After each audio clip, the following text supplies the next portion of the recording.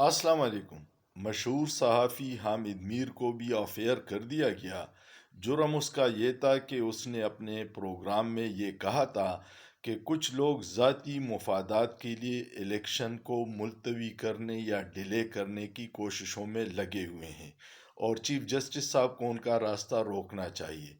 दूसरी बात उन्होंने ये कही कि जब आप 8 फरवरी को इलेक्शन डालने जाएं तो वहाँ कोई आपको नहीं देख रहा होगा।